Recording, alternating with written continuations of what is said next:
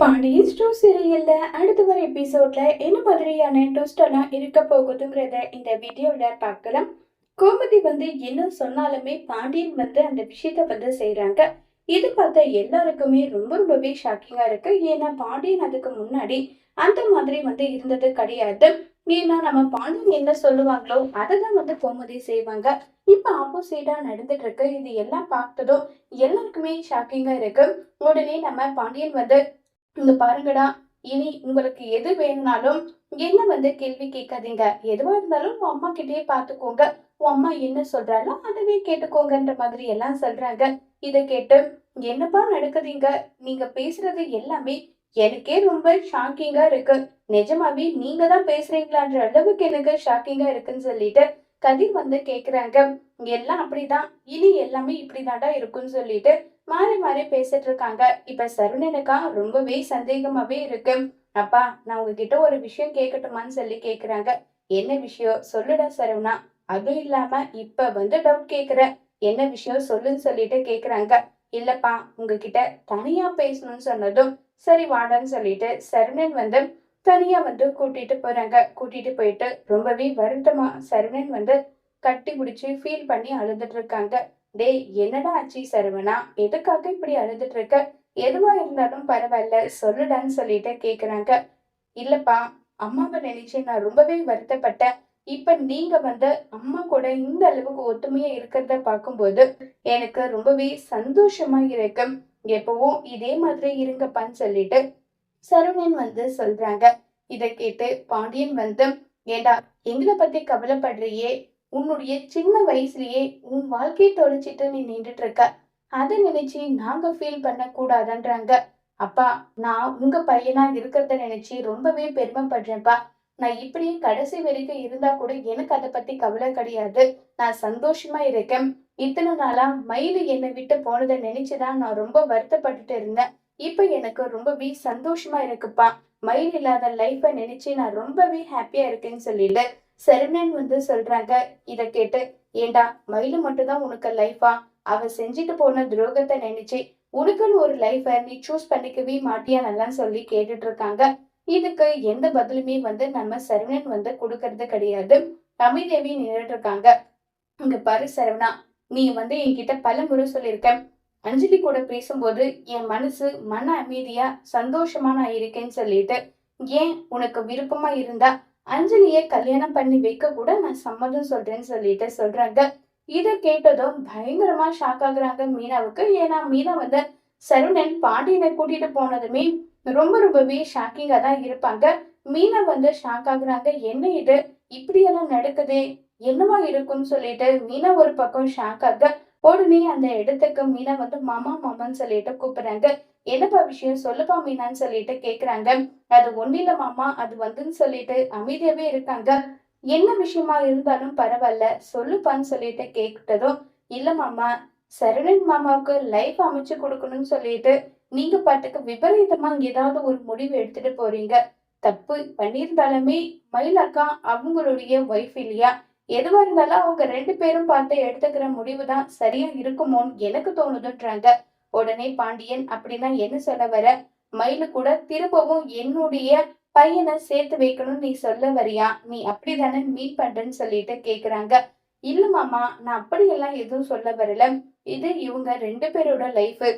என்ன முடிவு எடுக்கிறதா இருந்தாலும் அவங்க பார்த்து எடுத்துக்கிட்டும் தான் நான் சொல்றேனே தவிர வேற எதுவும் நான் சொல்லலைன்னு சொல்லிட்டு மீனா சொல்றாங்க. உடனே கோமதி அந்த இடத்துக்கு வராங்க. என்னடி, விடு விடு, நீ பாட்டுக்கு ஓவரா பேசிட்டு பண்ணிட்டு போயிட்டே இருக்க. மயிலுக்கு ரொம்பவே நீ சப்போர்ட் பண்றியே, என்ன விஷயம்ன்றாங்க. அத்தை, நான் யாருக்கும் எந்த ஒரு சப்போர்ட்டும் பண்ணல. நான் உண்டு, என் வேலை உண்டுன்னு தான் இருக்கேன். அப்புறம் எதுக்காக அவளுக்கு சப்போர்ட் பண்ணிட்டு இங்க நின்றுட்டு இருக்க? நான் மயிலக்காவுக்கெல்லாம் சப்போர்ட் பண்ணி எல்லாம் ஒண்ணும் நிக்கல. நான் என்ன சொல்ல வரேன்னா, ஒரு முடிவு எடுத்துறீங்க. பை சான்ஸ் சரவணன் மாமாவுக்கு நல்லபடியா கல்யாணம் பண்ணி வைக்கிறீங்க. சரவணன் மாமா உங்க லைஃப்ல சந்தோஷமா இருந்து ஒருவேளை திரும்ப சரவணன் மாமா வாழ்க்கையில இந்த மாதிரி ஒரு பிரச்சனை அதுக்கு மயிலக்கா கூடவே சரவணன் மாமா வாழ்ந்திருந்தா அதை விட சந்தோஷம் என்ன இருக்குன்னு சொல்லிட்டு ஒரு யோசனை உங்களுக்குள்ள வரக்கூடாது இல்லையா? அதனாலதான் நான் சொன்னேன். வேற எந்த ஒரு தப்பான உள்நோக்கத்திலயும் நான் சொல்ல கிடையாது சாமின்னு சொல்லிட்டு மீனா சொல்றாங்க. ஏப்பா, மயில பத்தி தான் எந்த ஒரு விசாரணையும் விசாரிக்காம மயிலுக்கும் சரவணனுக்கும் கல்யாணம் பண்ணி வச்சுட்டேன். அதே மாதிரி திரும்பவும் சரவணனுக்கு அப்படி ஒரு தப்பு நான் பண்ணுவேன் நீ எப்படி நினைச்சு பார்க்கலாம்? அப்படியெல்லாம் ஒரு தப்பு நான் பண்ண மாட்டேன். தீர விசாரிச்சுதான் என் பையனுக்கு கல்யாணம் பண்ணி வைப்பேன். நீ இதுல தலையிடாத. என் பையனோட லைஃப எப்படி நான் அமைச்சு கொடுக்கணுன்றத நான் பார்த்துப்பேன்னு சொல்லிட்டு இருக்காங்க. ஏன் மாமா, இந்த வீட்ல நான் ஒரு மருமக தானே. என்னுடைய பாயிண்ட் ஆஃப் வியூ, என்னுடைய எதுவுமே உங்ககிட்ட நான் சொல்லக்கூடாதான்னு சொல்லி கேக்குறாங்க.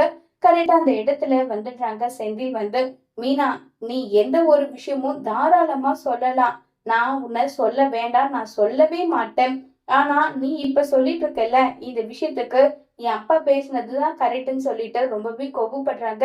ஏங்க, நீங்களும் இப்படி சொல்றது எனக்கு ரொம்பவே ஷாக்கிங்கா இருக்கு. ஏன் ஏன் ஷாக்கிங்கா இருக்கு? நீ எப்படி சுத்தி வளைச்சு என்ன சொல்ல வரேன்றது எனக்கு என்ன தெரியலையா? நீ என்ன சொல்றன்றத நான் சொல்லட்டுமா? எப்படியாவது மயிலையும் என் அண்ணனையும் சேர்த்து வைக்கணும்னு சொல்லிட்டு நீ முயற்சி பண்ற. இது என்ன எனக்கு தெரியாதுன்னு நினைச்சிட்டு இருக்கியா? எல்லா விஷயமும் எனக்கும் தெரியும். நீ எந்தெந்த நேரத்துல எப்படி எப்படி எல்லாம் பேசுவேன்னு எனக்கு என்ன தெரியாதா? உன்னை பத்தியும் தெரியும், எல்லாமே தெரியும். இந்த பூனை பால் குடிக்கிற மூஞ்சின்னு எனக்கு என்ன தெரியாதான்னு சொல்லிட்டு ரொம்பவே கோவப்பட்டு செந்தில் பேசுறாங்க. உடனே கோமதி வந்து, இங்க பாரு மீனா, குடும்பம் நல்லா இருக்கணும்னு சொல்லிட்டு சில விஷயம் எல்லாம் நீ பண்ணுவ. அது எல்லாமே நான் சப்போர்ட் பண்ணுவேன். ஆனா மயிலு விஷயத்துல நீ எடுக்கிற முடிவு எல்லாமே தப்பா இருக்கு. அவளை நீ ரொம்பவே மலை போல நம்புற. அவ அப்படிப்பட்டவ கிடையாது. அவ ஒரு குள்ளநரி மாதிரி. அவளை நம்பி நீ மோசம் போகாத, உன் வாழ்க்கையை நீ தொலைச்சுக்காத. அவ்வளவுதான் நான் சொல்லுவேன்னு சொல்லிட்டு கோவப்பட்டு பேசிட்டு அங்க இருந்து கோமதியும் கிளம்பி போயிடுறாங்க. பாண்டியனும் அதே விஷயத்த தான் சொல்றாங்க. இது சரவணனுடைய லைஃப். மயிலு கூட வாழணும்னு முடிவு அவன் எடுத்தான். அதுக்கும் நான் எந்த விதமான தடையும் சொல்ல மாட்டேன். மயிலு கூட வாழ எனக்கு விருப்பம் இல்ல. எனக்கு வேற ஒரு கல்யாணம் பண்ணி வைங்க. மயிலு கிட்ட இருந்து விவாகரத்து வந்தா போதும்னு சொல்லிட்டு சரவணன் முடிவு எடுத்தாலும் அதுக்கும் நான் எந்த தடையும் சொல்ல போறது கிடையாது. எல்லாமே அவனுடைய விஷ் தான். நான் எதுவும் சொல்ல மாட்டேன்னு சொல்லிட்டு ரொம்பவே வருத்தமா பாண்டியன்னு சொல்லிட்டு போயிடுறாங்க. உடனே செந்தில் வந்து, இங்க என்ன நின்றுட்டு இருக்க, வா போகலாம் வான்னு சொல்லிட்டு கூப்பிடுறாங்க. இல்ல, சரவணன் மாமா கிட்ட பேசணும்ன்றாங்க.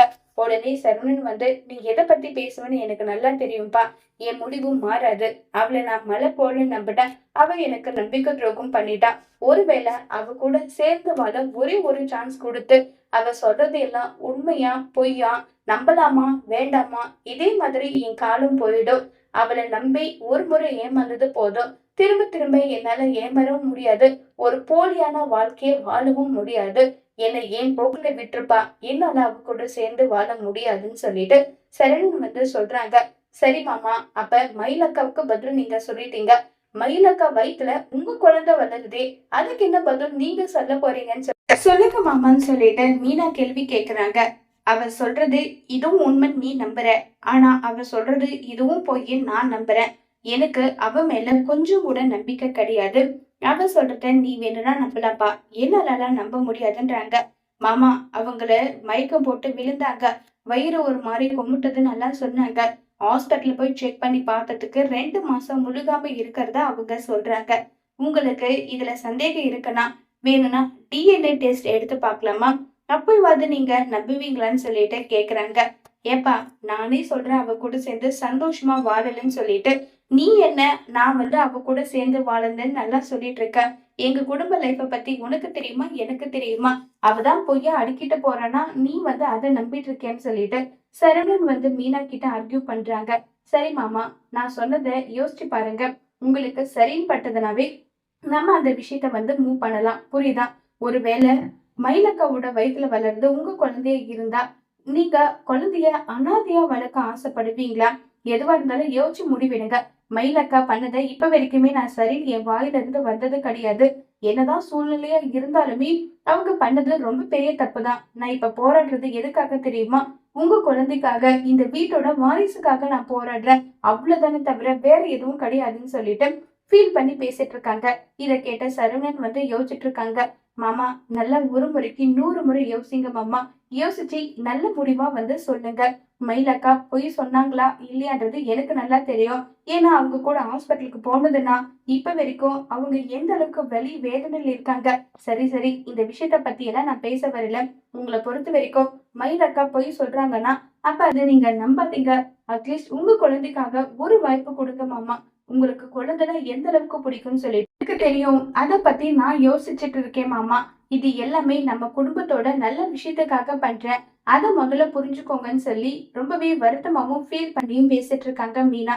சரிப்பா மீனா, நீ இவ்ளோ சொல்ற. உனக்காக நான் ஒரு வாய்ப்பு குடுக்குறேன். நான் டெஸ்ட்டுக்கு வரேன். அவளும் டெஸ்ட்டுக்கு வர சொல்லட்டும். நான் அப்ப எல்லா முடிவும் நான் எடுத்துக்கிறேன். என்ன பண்ணணும், ஏது பண்ணணும்ன்றத அப்ப முடிவு எடுத்துக்கிறேன்றாங்க.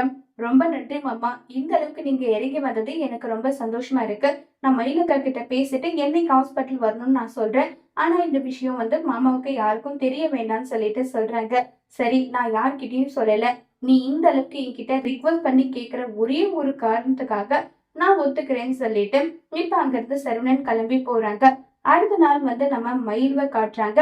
மயிலு பாத்தீங்கன்னா வேலைக்கு போயிட்டு இருக்காங்க. அக்கா, ஒரு நல்ல விஷயம் உங்க லைஃப்ல நடக்க போகுது. அந்த விஷயத்த உங்ககிட்ட சொல்லலாம் தான் நான் வந்தேன்றாங்க. என்ன விஷயம் மீனா, சொல்லு மீனான்னு சொல்லிட்டு கேக்குறாங்க. மாமா, உங்களையும் குழந்தையும் ஏத்துக்கிறதுக்கான ஒரு நல்ல ஆப்பர்ச்சுனிட்டி வந்திருக்குக்கா. அந்த விஷயத்த உங்ககிட்ட சொல்லலாம் தான் நான் வந்தேன்றாங்க. இல்லையே, அப்படி நடக்க வாய்ப்பே கிடையாது. அந்த அளவுக்கு மாமா சீக்கிரமா என்னெல்லாம் ஏத்துக்க மாட்டாங்க. என்ன பண்றதுன்னு சொல்லிட்டு யோசிச்சுட்டு ரொம்பவே வருத்தப்பட்டுட்டு இருக்காங்க. இல்ல, நான் அவர்கிட்ட பேசினேன். அவர் ஒத்துக்கிட்டாரு. நீங்க டெஸ்ட்டுக்கு வரணும்கான்றாங்க. என்ன மீனா சொல்ற, டெஸ்டா? என்ன டெஸ்ட்ன்றாங்க. இல்ல, உங்க வயித்துல வளர்ற குழந்தை மாமாவுடையதான்னு சொல்லிட்டு டெஸ்ட் எடுக்கிறதுக்காக வர சொல்லியிருக்காரு. அதுக்கப்புறம் எதுவோ ஒண்ணுனாலும் அப்புறம் பேசிக்கலாம்னு அவரு சொல்றாருன்றாங்க. மீனா, அப்படின்னா அவர் என்ன சந்தேகப்படுறாரா? அவர் சந்தேகப்படுறதுக்காக நான் பலிகாடு ஆகணுமா?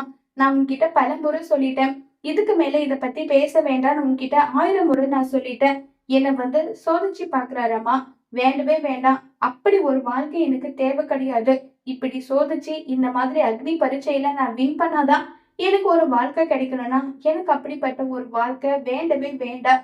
தயவு செஞ்சு இதை இதோட விட்டுரு மீனா. நீ எனக்கு உதவி பண்றேன்னு சொல்லி என்னை அசிங்கப்படுத்திட்டு இருக்க. இது எனக்கு தேவையான்னு சொல்லிட்டு ரொம்பவே ஃபீல் பண்ணி மயில அழுதுட்டு இருக்காங்க. இல்லக்கா, எதுவா இருந்தாலும் உங்க லைஃபுக்கு நல்லதா இருக்கும் நான் தோணுது. அதெல்லாம் ஒன்றும் நல்லது வேண்டாம். என் புள்ளைய பாத்துக்கிற அளவுக்கு எனக்கு திராணி இருக்கு. நான் நல்லபடியா என் புள்ளைய சந்தோஷமா நான் பாத்துப்பேன். தயவு செஞ்சு இந்த பிரச்சனையை இதோட விட்டுருன்னு சொல்லிட்டு மீனாவை திட்டிட்டு அங்க இருந்து மயில கிளம்பி போயிடுறாங்க. இப்ப மீனா என்ன செய்ய போறாங்க? மீனா சொல்ற விஷயத்த மயிலும் காது கொடுத்து கேட்கறது இல்ல. இப்ப மயிலால என்ன மாதிரியான முடிவு வாக்கியம் எடுக்க போறாங்க? மயிலு ஒருவேளை அழுதுகிட்டே போயிட்டு சரணன் டிஎன்ஏ டெஸ்ட்டுக்கு வர சொன்னதா சொன்னா, அதுக்கு பாக்கியத்தோட ரியாக்ஷன் என்னவா இருக்க போகுது? கடைசியில ஒட்டு மொத்தமா குடும்பத்துக்கிட்ட மீனை மாட்டி அவங்க வாழ்க்கையை தொலைக்க போறாங்களா இல்லையாங்கிறத வரப்போற எபிசோட்ல வெயிட் பண்ணி பார்க்கலாம். தேங்க்யூ.